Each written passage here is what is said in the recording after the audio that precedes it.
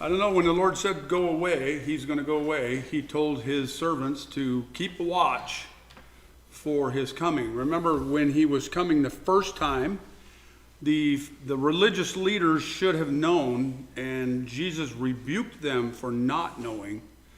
And so I appreciate those of you, us who watch. I keep looking in these scriptures here, especially these Christmas scriptures here, for some clues. I find it pretty interesting to look for clues of what he said, that he was, when he was coming, to some extent. Matthew 24 talks about the season, Luke 21.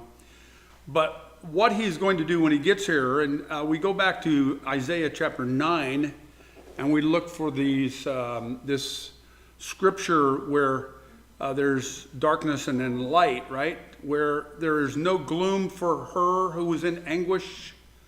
In the former time, he brought into contempt the land of Zebulun and the land of Naphtali. That's northern Israel. But in the latter time, he has made glorious the way of the sea, the land beyond the Jordan, Galilee of the nations. When it says in the latter time, that is in our time. And it should perk our ears a little bit. Verse 2, the people who walked in darkness have seen a great light. Those who dwelt in the land of darkness, on them a light has shone. You have multiplied the nation, you have increased its joy. They rejoice before you as with the joy at the harvest, as they are glad when they divide the spoil. This is interesting that the church is doing this, but Israel is not yet.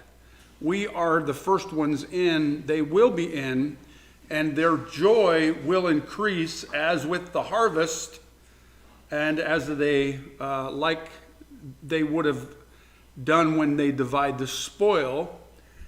But the Lord raises the adversaries of Rezin against him. Same chapter. And stirs up his enemies. The Syrians on the east and the Philistines on the west devour Israel with an open mouth. For all this, his anger has not turned away, and his hand is stretched out still. You remember the scriptures we just passed over. Unto us a child is born. That's in between. That's in between this, the light of the nations. Unto us a child is born. And then Rezin, up north, in Syria, the enemies of Israel and God, and the Philistines, which are in Gaza, and what's the so-called, what they call the West Bank today. Isn't it interesting that the coming of our Lord, unto us a child is born, is in between these sandwiched concepts of light to the Gentiles and Syria being a major problem for Israel. And then you go to the next chapter after 9. Woe to those who decree iniquitous decrees and the writers who keep writing oppression, to turn aside the needy from justice and to rob the poor of my people of their right, that widows may be their spoil and that they may make the fatherless their prey. It sounds like he's talking about the religious people of his own nation at this point, but it is talking about his enemies, of course. What will you do on the day of punishment, in the ruin that will come from afar? To whom will you flee for help, and where will you leave your wealth? Nothing remains but to crouch among the prisoners, or fall among the slain. For all this his anger has not turned away, and his hand is stretched out still. That is what is sandwiched, if you will, between unto us a child is born. He's coming during the times, he was born during a dark time, and he's going to be coming back during a very dark time. And we're seeing the things of the convergence line up. Of course, anti-Semitism is reaching new heights. People are going home to Israel. We'll talk a little bit about that as we go. A very significant Friday. This was one day on Friday. A very significant Friday around the rim of fire, and also over in the Atlantic area there. Syrian Christians, a little good news. We'll get to the second half of this. Syrian Christians attend Christmas Mass for first time since the fall of Assad. So the Christians are able to Mass. Erdogan, he receives the ecumenical patriarch, latter calls for protection of Syria's Christians. So, look at these two standing together. It reminds me of President Putin standing with the head of the Russian Orthodox Church. Kind of the same kind of a picture. Do not let it sway you. The ecumenical patriarch, the primus inter pares of world's Eastern Orthodox patriarchs, raised the issue of Christian communities in a war-ravaged Syria. Interesting, he goes to Turkey to do this.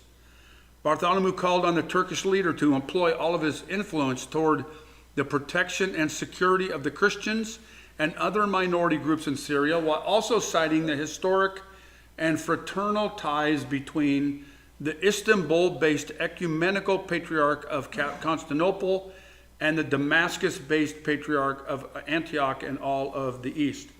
I don't know if you knew this, but there are a lot of churches and denominations have had their headships, even the Catholics for a while, in Constantinople, in Turkey itself.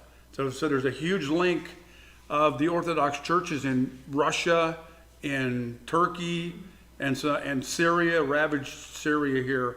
And it's just very interesting, their plight now. We'll talk more about this as we go forward.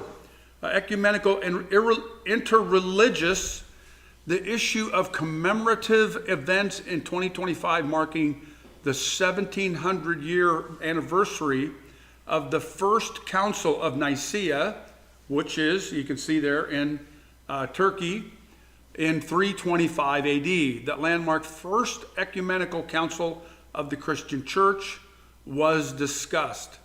The head of the Roman Catholic Church, Pope Francis, is among the ecclesiastical leaders invited to travel to the modern-day city of Iznik, that's Turkey, for the commemorative events.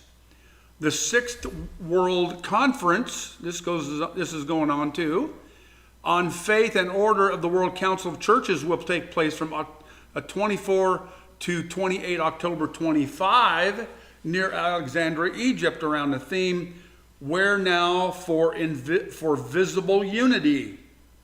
The conference will be a centerpiece of the World Council of Churches activities to mark the 1700th anniversary of the first ecumenical meeting.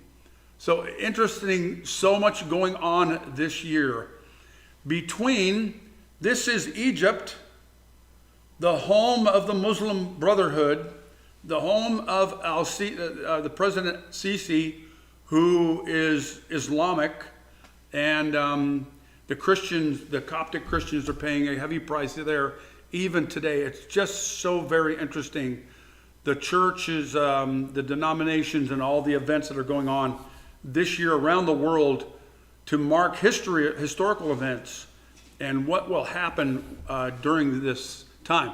At the same time here, many Jews in Western countries enjoy unprecedented levels of security and prosperity, potentially making them less likely to immigrate. However, rising anti-Semitism in Europe and North America, coupled with increased Jewish solidarity with Israel following October 7th, will motivate many to consider Aliyah.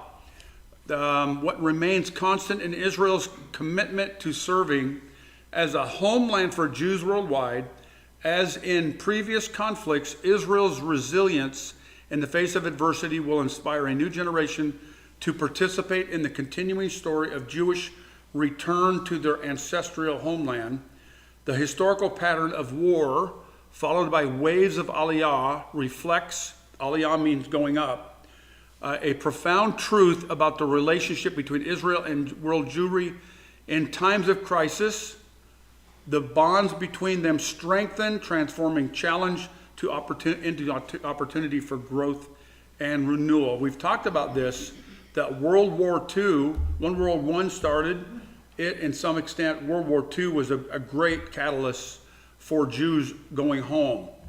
And I think that there was a consensus at a recent Christmas breakfast that we're going to show Fiddler on a Roof here, I think, at the church with some popcorn.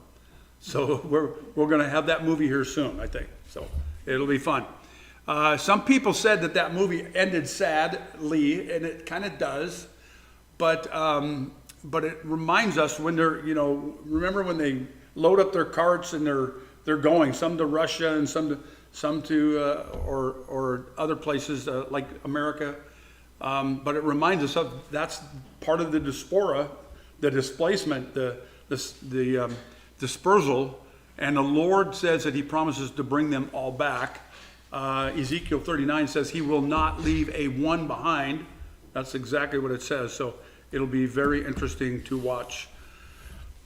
Historical patterns suggest that the significant military conflicts are followed by increased immigration, particularly when combined with rising anti-Semitism in the diaspora, the displacement or dispersal. 2024 has already seen nearly 32,000 new Olim immigrants arrive in Israel. The Jewish Agency Board of Governors set a goal of bringing 300,000 Olim over the next 5 years, and then 1 million in the near future. So they are really looking forward to bringing them home. Merry Christmas and Happy Hanukkah, only the 5th time that they were celebrated at the same time since 1900. So I hope that you get a chance to think about that. And it's ending now as we speak, actually. A Hanukkah candle lighting event in Little Rock, Arkansas, held on Wednesday night, was interrupted by anti-Israel protesters from two groups, Little Rock Peace for Palestine and a Jewish organization called Taste of Olam Haba. Christian Zionists and their agenda have no place in our Jewish communities and in our government. As Mike Huckabee, the President-elect Donald Trump appointee as future Israeli ambassador, addressed our city, we stood united in rejecting his message of division. Instead, we spoke for unity, justice, and equality for all people between the river and the sea, the two activist groups said on social media. You just can't make this stuff up. If anybody is for peace in the Middle East and a peaceful settlement between the Jews and the Palestinians, it would be Mike Huckabee, but he knows the reality of the situation as well. They're calling for unity, and yet this is a divider in the United States. At the same time, over Christmas, on the left, breaking yesterday during Christmas, pro-Palestinian waited outside St. Patrick's Cathedral in Manhattan to harass churchgoers. And on the right side, also pro-Palestinian demonstrators disrupted Sunday Mass at St. Mary's Pro-Cathedral in Dublin on the 22nd. This past week, the Anti-Semitism Research Center from the Combat Anti-Semitism Movement tracked numerous incidents centered around the false notion that Jesus was a Palestinian. So gave them an opportunity to raise their voices and got ugly, and that's really only the beginning of it. We'll talk about some more ugliness over Christmas here in just a few minutes. Couldn't help but post this. 2 dead after a search for Sasquatch in Washington. Now, this is tragic. I think one was a 59-year-old and one was 24, and I didn't really read the whole story, but they decided that over Christmas they're going to go searching for Sasquatch in Washington in the winter, in the hills. And they died of exposure. They found them and they died of exposure. First of all, don't go looking for him because he doesn't exist, okay? He doesn't exist. We've lived up there and we know all the stories. We've never seen him, never seen any hunters shoot one. There's 100 years there's about 100 years in my family alone of hunting and knowing a lot of people. I've seen some guys that look like Yeah. So yeah, you see videos and stuff out there. But anyway, here's my point. Here's why I did this. Don't do stupid stuff. Let's just be careful this year and keep our feet on the ground. I did a sermon this morning on understanding God, and Mary didn't understand him at the beginning. His brothers certainly did not. And we really do need to be wise in this age. There's just, I'm not going to use this. I don't want to use this as a story of people just being dumb. I do just want to point out the fact that we just need to be really wise and smart going into 2025. Even concerning this man, President Trump. He said, if I were president of the United States, the events of October 7th and the war in Ukraine would not have happened. Well, we don't know that because it did happen. I will make major changes in Washington, and the Republican majority in Congress supports my nominations for officials. Okay, that's good. We look forward to seeing some of those changes. We will stop entering into foreign wars that the United States entered in a ridiculous way. I want to remind him and us that God brought a war to Job's doorstep this morning. He brings these things for a reason. It even said that the Assyrian didn't want to come down. He didn't even think about it. God put it there for him as plunder to take. And it's going to be the same before Ezekiel 38. We need to be smart about these things. We will begin the largest deportation operation in the history of the United States. That will be an internal war in the United States. And no matter what side you come down on, I will stop the chaos in the Middle East and the war in Ukraine and prevent the outbreak of World War II. And all I'm going to say about that is good luck, because we will see what God has in mind. Over the last couple of weeks, he said, we should take Panama back, we should own Greenland, and Canada could be our latest state. Now, all this is fun and games, but you don't make friends by saying this kind of stuff. And it's just, he's in a war with Panama right now over this issue. And I'm not sure, I mean, he wants to own Greenland because you can put, SAM missiles and stuff a lot closer to Russia there and those kinds of things. And Canada, who doesn't want to own Canada? So but anyway, I'm not sure the Canadians will go for that. But anyway, this is where we're at. When he kind of does that kind of stuff, he's picking fights. He's throwing grenades again, But when he does that, look what happens. He talks about tariffs. He talks about doing things. And Trudeau's top ministers at Mar-a-Lago to discuss the border security. He continues to stir things up. Trudeau may very well be on his way out. He's in a bad situation right now. The Conservatives are rising up. We talked about this last week that he lost his finance minister, a very bright lady. Wouldn't be surprised if she runs again. She's pretty intelligent, so we'll see what happens there. Concerning Europe faces challenges amid German and French instability in their governments. Both of their governments are split, chaotic, and they're unstable right now. And finances is a big part of it.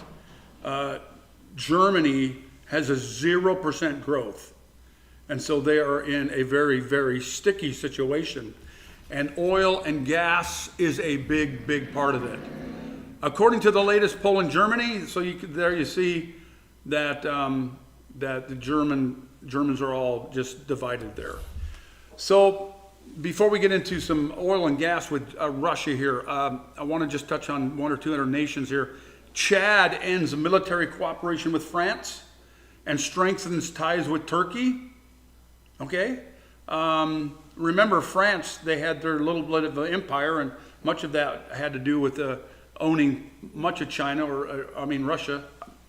Africa. And now they've been in a big problem in Africa for quite a few years as Russia and Turkey and even Iran try to mix things up in Africa because of all the minerals and all the resources that are there that to be had. Really, if you have a good force and run in there, you can take some of this stuff, and that's what they're doing. Along those same lines, Saudi Arabia becomes the top buyer of Russian fuel oil. Now, pay attention to this one because Trump's not going to like this, and it's going to be interesting. And again, what they're doing is they're reselling it. What they do is they buy it, and then they say, okay, it's okay for us to sell it. So they'll buy it at a loss for Russia and then sell it. And in a way, they're doing two things. They don't need to do this, but they are making a little bit of money, but they're also keeping Russia as kind of a friend. And so that's what's happening here. Saudi Arabia has always been the one where, well, you know, who's paying the most right now? Who's going to watch my back the most right now? And they're really got a yellow streak a mile wide. So Saudi Arabia was leading buyer of Russian seaborne fuel, oil, and vacuum gas oil exports in November. Russia fuel oil and VGO exports grew 6% month on month in November to about 4 million metric tons. Asian countries have become top buyers of Russia's fuel oil and VGO ever since the European Union exposed a full embargo on Russian oil. India is no longer the biggest buyer of Russian crude. This is interesting, according to this center. So we'll watch what happens again with that. I believe that Trump will disrupt that when he comes in. I'm pretty sure he will. Along those same lines, Qatar's energy minister threatens to cut supplies of liquefied natural gas to EU, which they need desperately. This is part of Germany's major problem. They don't have cheap energy. I just want to remind you, they've got some of the largest gas reserves under the Netherlands in the world. They've got all the access they need if they want it, but they refuse to dig for it themselves. So if the case is that I lose 5% of my generated revenue by going to Europe, I will not go to Europe. He's threatening Europe. This is good for the United States. The United States will continue to send gas over there, and I'm convinced, I was even listening to it on the way over here, that they're going to open up all kinds of oil and gas fields. And that doesn't take a rocket scientist to think that.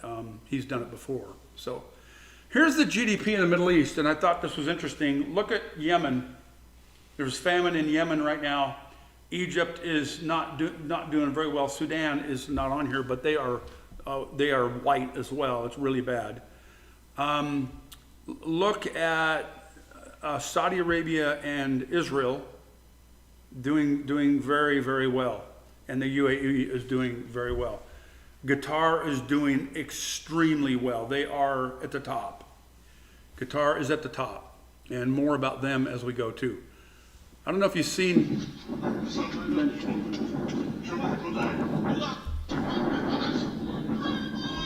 this plane going down in Azerbaijan.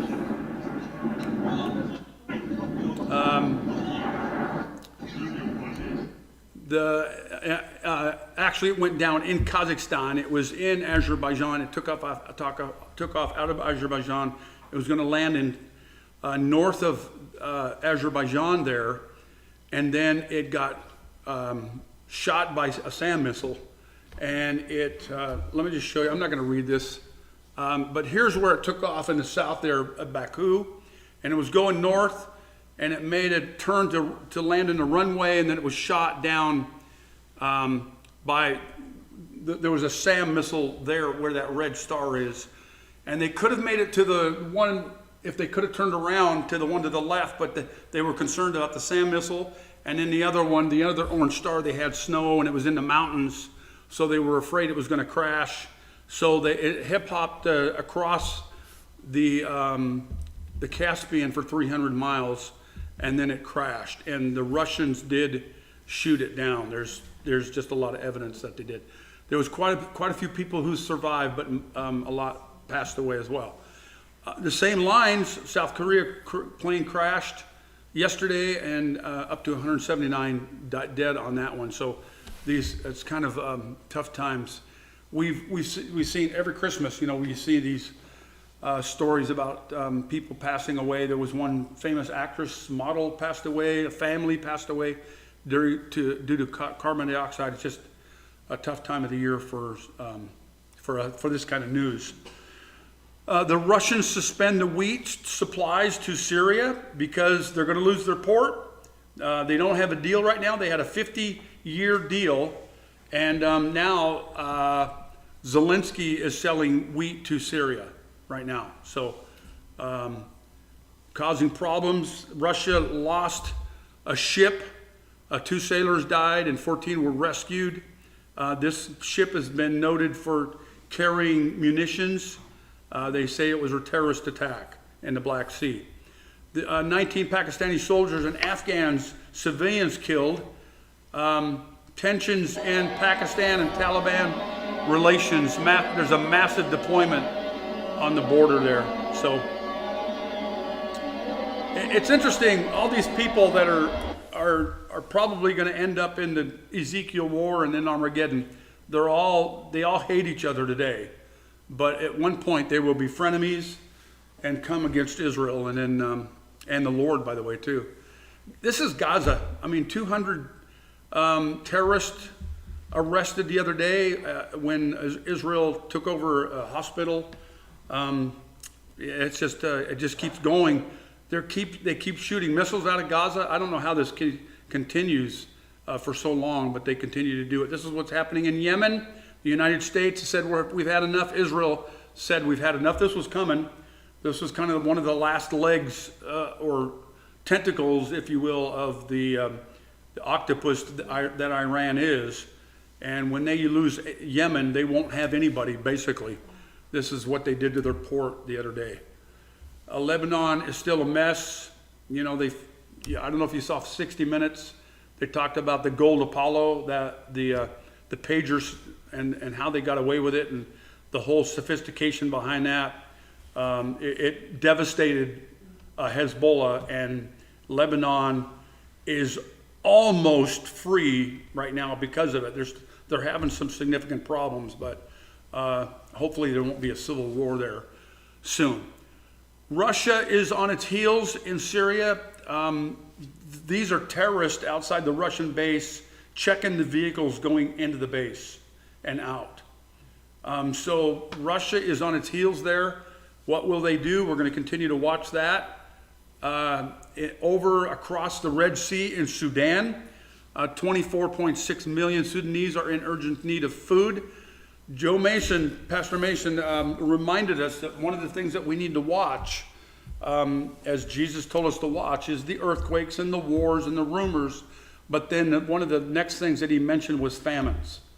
And so war causes famine, and so does drought and even flooding. So we need to continue to watch this stuff. However, here in Sudan, they finally were able to get some aid convoy in.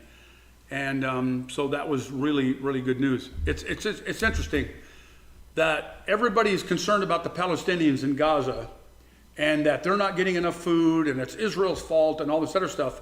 But the Sudanese people are dying in a civil war and other places in the world, and yet Israel is the big terrorist on the planet, so to speak. Just an update on Asma al-Assad. This is President Assad of Syria, no longer of Syria, by the way. This is his wife. She's of British birth. She has filed for a divorce, supposedly, and she has cancer, supposedly, and is trying to go back to London, and so far they said no.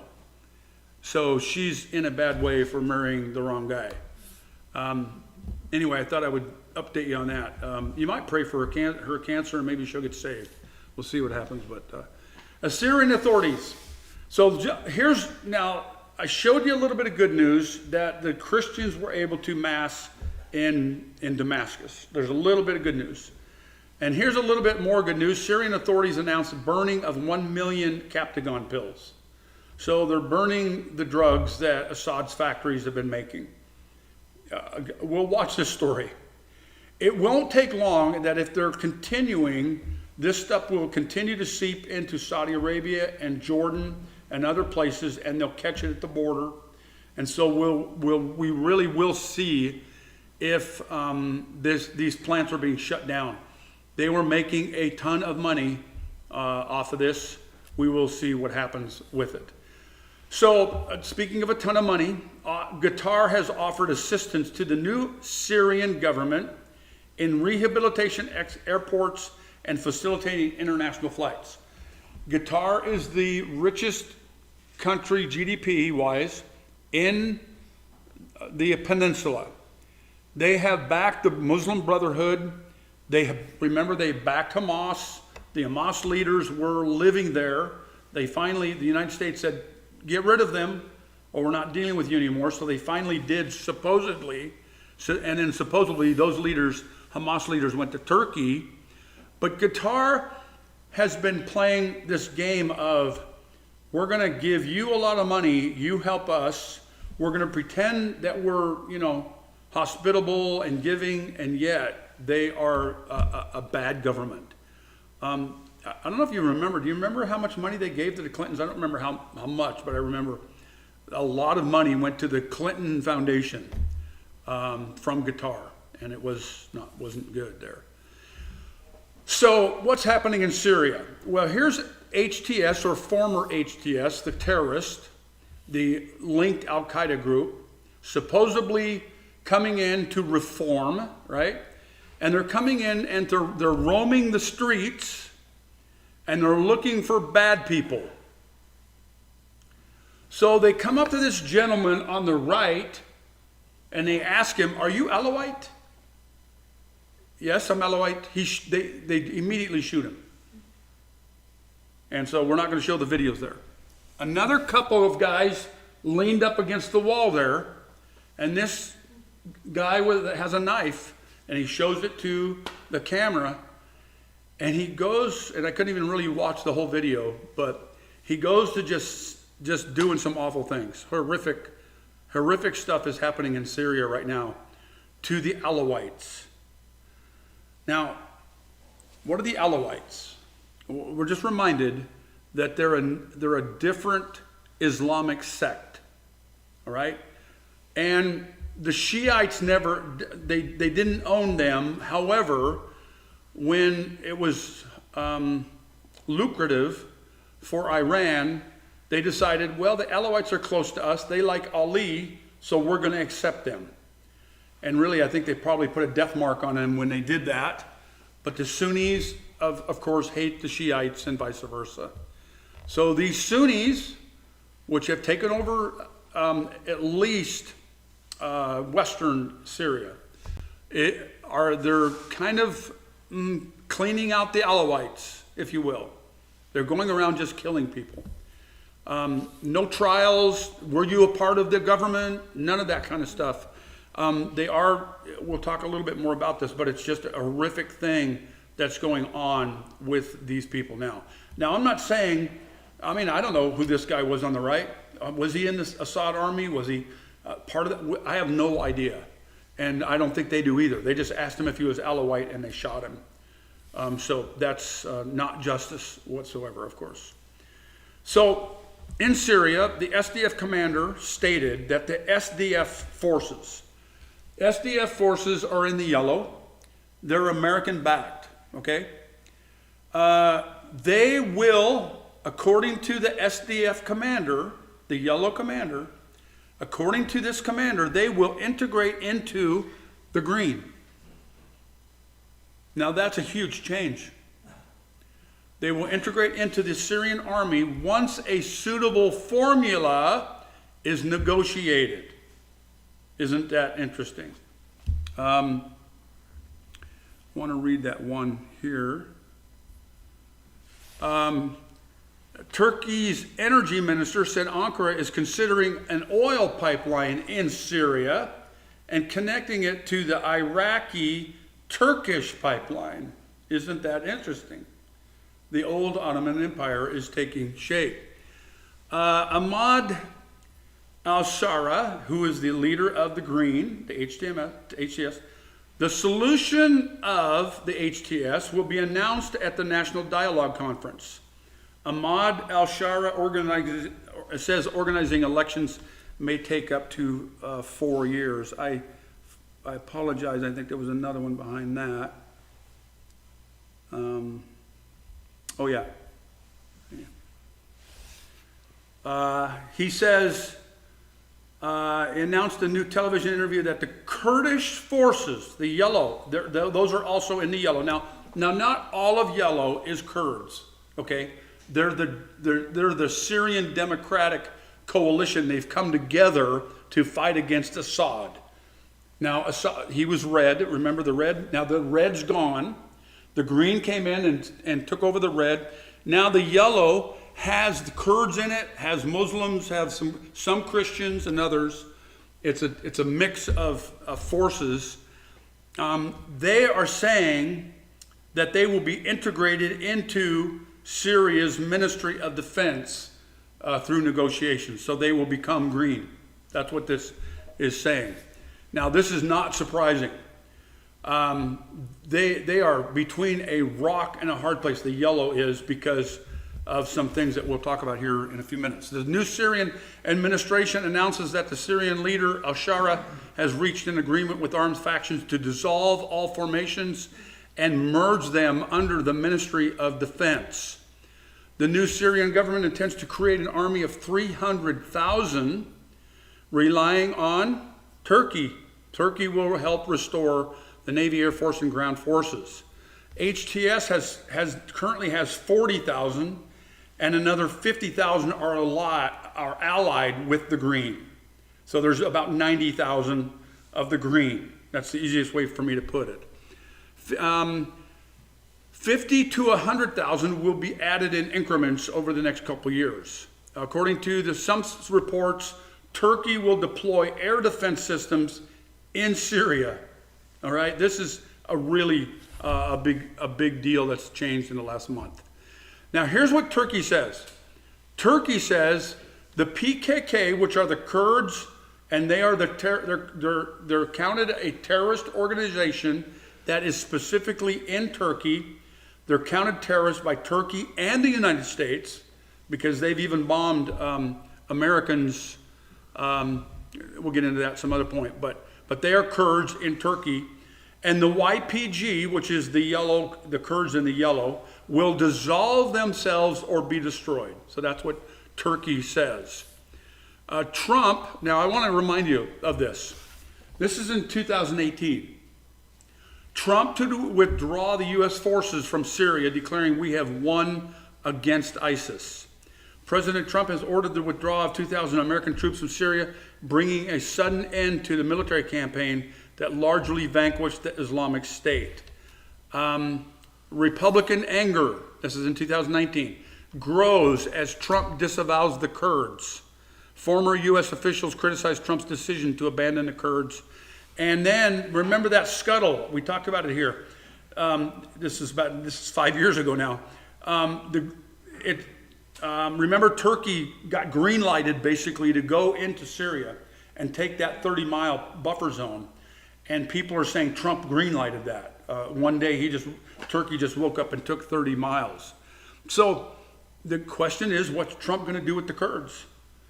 And I think that if the Kurds say, we're going over, there's nothing that Trump can do about it, and he's going to have to leave Turkey. And he's going to have to leave Syria. We still have a couple bases, one very significant base in Turkey, but a couple other smaller ones. But it's just going to be very interesting. This is the Gordian knot that has to be unwound. This is part of that.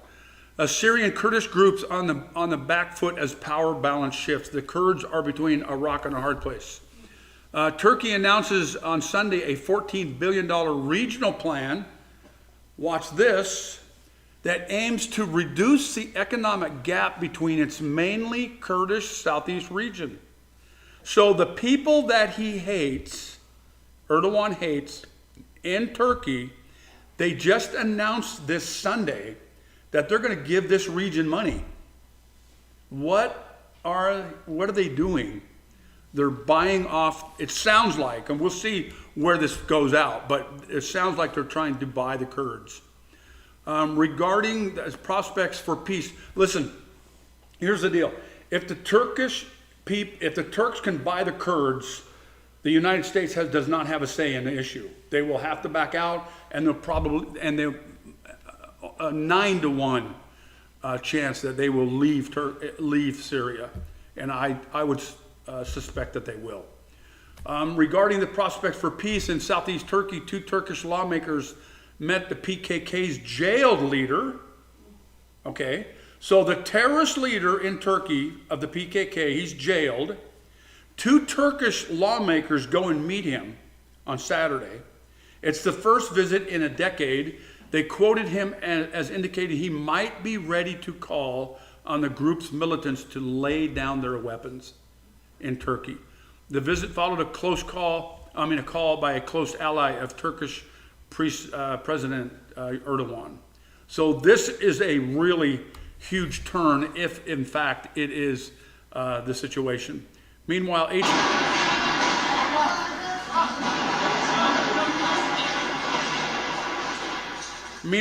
the Green, the HTS, the Green, the jihadists are going through the neighborhoods cleaning things up.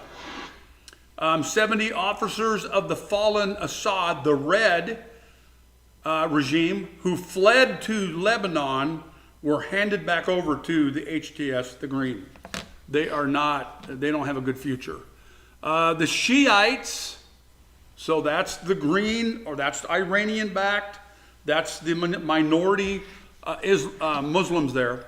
The Shiites, the Alawites, the Kurds, and the Christians are rebelling, according to this report, especially in the West, because they're being killed, and they're very concerned. HTS is suppressing them.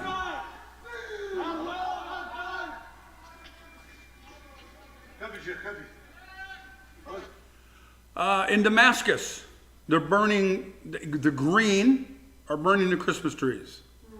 In Tripoli, Lebanon, they're burning the Christmas trees. In demonstrations in Jableh, which is west Syria, and Latakia and Tartus, protest against burning of shrine of the founder of the Alawite sect in Aleppo. So the Green are burning their shrines, they're burning Christmas trees, and they're cleaning the streets. Demonstrations in Qadara in protest against the security chaos and attacks on the religious symbols and the sanctuaries or the sanctities of the Alawite sect. So back to this. Syrian Christians attend a Christmas Mass for the first time since the fall of Assad. That's the good news. The pews of the Lady of Damascus Church in Syria's capital, filled with a mixed congregation of young and old, holding candles as hymns filled the air and echoed through the church. Carrying wooden crosses, they chanted, "We are your soldiers, Jesus. With blood and soul we sacrifice for Jesus, and the Assyrian people are one." This protester said, "We are protesting to demand our rights and denounce the burning of the Christmas trees and attacks on the churches. We do not accept this." And this does not bode well. Now, they had a civil war, and they were pretty close a couple other times in Lebanon, the Christians and the Muslims there. They have a significant Christian population in Lebanon, but this is different. These are very small minorities, and they are in danger. That's the way I see it. The Christmas tree burning was one of several events targeting Christians since the fall of the regime. And so anyway, in a separate incidents, reporters saw several SUVs driving through a town blasting out jihadist songs from their speakers during Christmas. So they're laying the groundwork for cleaning up their streets. Turkey said it wants to help increase oil and natural gas production in Syria. We've already talked a little bit about this. They want to get some oil and stuff going through the pipelines. These pipelines go up into Turkey, and from there they go west to Europe, and Turkey gets money for transporting that oil. I believe that Erdogan wants to oil the wells themselves. And remember that section, I'll show you a map again someday, but if you look at the Ottoman Empire, it extends into north central Iraq and portions of Syria there and others. So Erdogan's threats should not be taken lightly. The audience, Mr. President, take us to Jerusalem. Erdogan, patience brings victory. And so this is what we're facing here in 2025. Turkey opposes Russian military bases in Syria. We do not endorse the presence of any bases in Syria, not just Russian, but any other, he emphasized. Fidan further highlighted that the decision should be made by the Syrian people, adding, if they can't come to certain decisions, we will see. Now, this, out of probably anything that's coming out of this chess game, this is the piece I'm watching, because Turkey is really in the catbird seat right now. And what will happen to Russia when it says in Ezekiel 38 that he will grab him by the jaw and bring him back? Sometimes people would say, well, maybe that's the Ottoman Empire. The Ottoman Empire fell, and so he's going to drag him back down.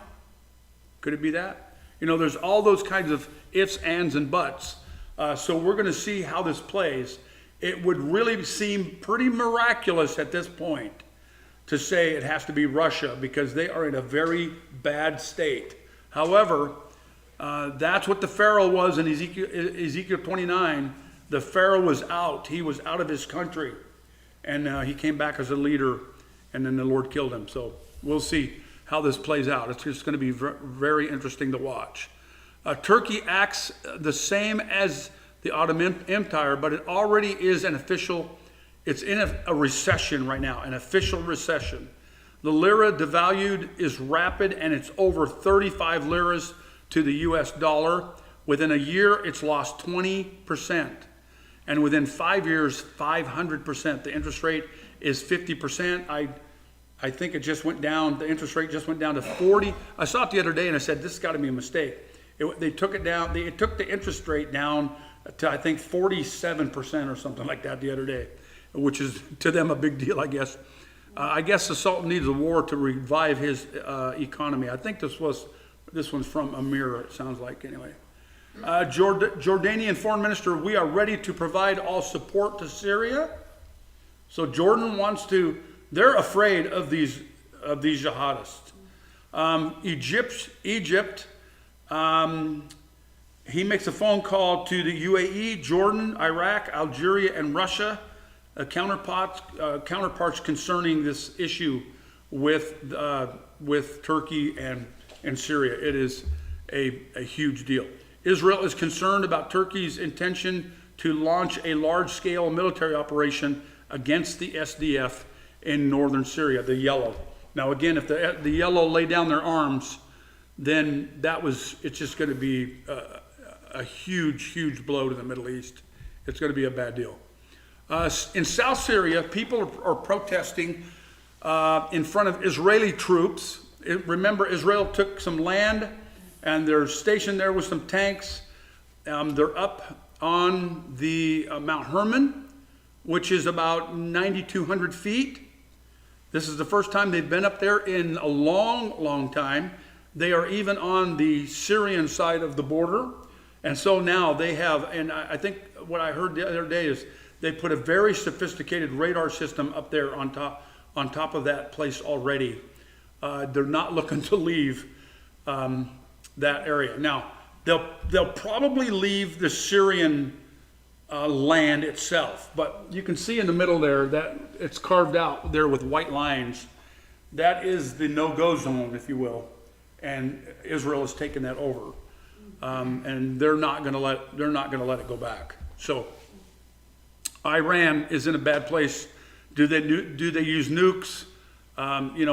Really, Iran is really got no place to go. This is a good. I'm just going to let you this is from Caspian Report. It's called Air Corridor into Iran. You can go look at that. It's very interesting. It's not too long. I was going to play portions of it. But he makes, most of what he says is very, very good and right. There's a couple things I disagree with. But in general, here's the idea. Iran still needs that air corridor, and they need a corridor to the sea. What are they going to do to try to get back? They are still trying to ship weapons into Lebanon right now. And Israel's taking them out. So they haven't given up, but Iran is in a corner in a big way. This morning, we attacked 7 crossings on the Syria-Lebanon border. We realized that they are trying to check us and bring in weapons once again. This is Iran. They are trying to raise their heads and check how well we are enforcing these understandings. We must not accept this. This is the Iranian Soleimani commander, the Revolutionary Guard commander. The Revolutionary Guards are so powerful because they are connected to divine power. I dare say that no global power is capable of confronting the Revolutionary Guards on sea, land, or air. No matter what we think about Russia and what we think about Turkey and who's going to be the instigator of Ezekiel 38, the one nation that we know is coming is Persia. And so, is he wrong here?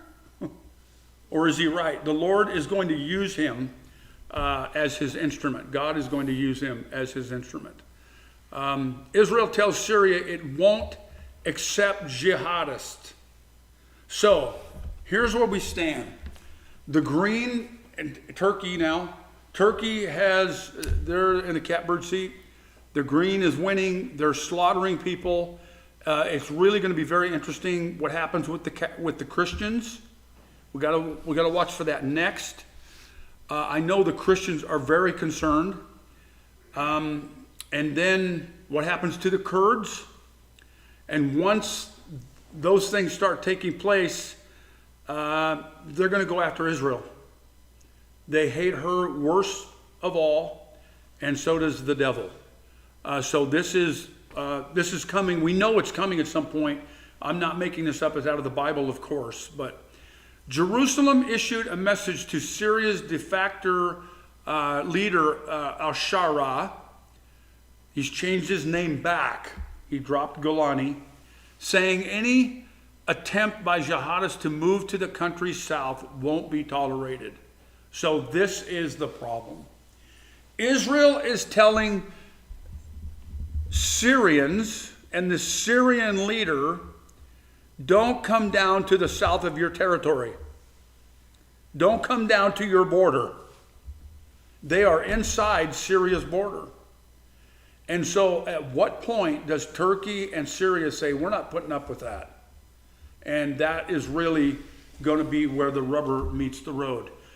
Now, we know that the Kurds are up against the wall. They're probably going to have to cave. If they were smart, they would cave and then find a way out of the country or something, but don't fight for those jihadists. Israel is in a different situation. Syria has the wherewithal to keep the enemies at bay, and they're strong enough, especially with the backing of the United States. And they will be able to do this for a while. And I think Trump is going to allow them to do this in a major way. The question is, when does God say America is in my way? And so we will continue to watch this as time goes on. An Israeli strike near the Syrian capital, Damascus, kills 11. How do you think this is going to play with the green? If they're killing Alawites without even talking to them, without even, giving them a court or a hearing of any kind, they're just killing them. I think the Christians are next. I think the Christians are in trouble. First the Saturday people, and then the Sunday. That's what one of their major prophets, the jihadists, say. We're going to kill the Jews first, And we're going to displace to kill the Jews first, and then we're going after the Christians. And that's you and me. That takes us back to Scripture. Isaiah 10:5. Woe to Assyria. Now remember what we started with? We talked about Syria. This is Assyria. We talked about Syria and Rezin. We talked about the Lord coming during that time there. He didn't come down in Isaiah chapter 7. He was promised in Isaiah chapter 7. In Isaiah chapter 7, it was Syria and Assyria. They were the problems. And northern Israel was the problem. And the Lord was taking care of that, promising he was going to, that Emmanuel was going to come. And so then when you jump into chapter 9 and 10 of Isaiah, the baby is promised, of course, unto us a child is born. He's there. And the statement is that he's going to bring peace to Israel, and he's going to decimate the enemies. And in the next chapter, here it is, he already threatened Syria, God did. Now he's threatening Assyria. Woe to Assyria, the rod of my anger. The staff in their hands is my fury. Against a godless nation, that's Israel, I send him. And against the people of my wrath, I command him to take spoil and to seize plunder and to tread them down like the mire of the streets. But watch, the Assyrian, he does not intend to, and his heart does not think, but it is in his heart to destroy and to cut off nations, not a few. For he says, are not my commanders all kings? Is not Calno like Carchemish? Is not Hamath like Aphad? Is not Samaria like Damascus? So he's saying, is not the cities like the nation themselves? They're all mine. They're all one. As my hand has reached to the kingdoms of the idols, whose carved images were greater than those of Jerusalem and Samaria, shall I not do to Jerusalem and her idols as I have done to Samaria and her images? This is the Assyrian.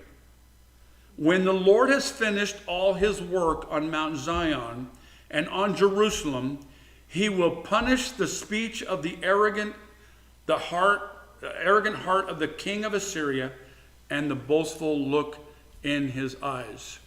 And again, I want to remind you of Micah 1. It's comparative to Micah 1. Now muster your troops. Micah 5. Now muster your troops, O daughter of troops. Siege is laid against us. With a rod they strike the judge of Israel on the cheek. But you, O Bethlehem Ephrathah, who are too little to be among the clans of Judah, from you shall come forth from me one who is to be ruler in Israel, whose coming forth is it from of old, from ancient days. Therefore, he shall give them up for a time. God is going to give Israel up for a time. When she who is in labor has given birth, become a nation, then the rest of his brothers shall return and to the people of Israel. And he shall stand and shepherd his flock in the strength of the Lord, in the majesty of the name of the Lord his God. And they shall dwell secure, for now he shall be great in the ends, to the ends of the earth. And he shall be their peace when the Assyrian comes into our land and treads in our palaces. We're seeing the staging of what is happening right now. When David fought, and I'll finish with this, you can read this in 1 Chronicles in the 17, 18, 19 area, those chapters. He conquers all his enemies, and the last enemy basically is Syria. And he pushes all his enemies to the Euphrates, and he builds the altars. He builds an altar at the river Euphrates, because this is an ongoing battle from time memorial. And so it's continuing right here in front of our eyes, right before us, and we're going to be able to see this. That's why I named this 2024 Out with a Bang. Maybe next week it'll be 2025 In with a Bang. Nothing's going to change. And it's going to be very, very interesting how God will use the United States in this temporal setting that we are in, going into 2025. So keep your hope and keep your peace and pray for Israel. And I would say right now, pray for the Christians in Syria. I could have a list of how many people died in Nigeria, all the way through all of Africa, in Egypt and other places. I think now Syria is going to be a major problem for Christianity coming up. It already has been, but it's going to be a very significant one, I think. So pray for them. Lord, we do pray for the Christians, Lord, who cry out and say that they will be soldiers for you. They are crying for justice. They are crying for a place of peace. And Lord, we know sometimes, just like Job, we read this morning that Job said he didn't have justice from you. And we know that, Lord, you are not an unjust God. And yet you have a plan for people's lives. You're going to mold us and make us how you want us. You're going to do what you will do. And you will raise the Assyrian, the rod of your anger. He's going to raise again. We know he will. And Lord, he will be under your reign and rule, and you will take him out when you're done with him. But Lord, bring, like Habakkuk said, in your wrath have mercy. And so we pray for the Christians of Syria. Save many of them. Save many more. Save the Christians of Lebanon. They're all in danger, a very grave danger, I believe, today, Lord. Please be with them, Lord. This may even, if this gets bad, it may even spread into Turkey and the Christians that are in Turkey. And so we just pray, Lord, that you will be with them in Jesus' precious name. Amen. Just a note on Turkey real quick. There are quite a few Christians there. They can't go out and stand on the street and proselytize, but they can live as Christians as long as they do it quietly. My concern there is with the rise of fundamental Islam in Turkey, and what happens. Whatever happens in Syria could spread back into Turkey, and the good that the Christians, many Christians, are doing in Turkey. And so we just pray for them, and I hope that you'll continue to do that. So, amen.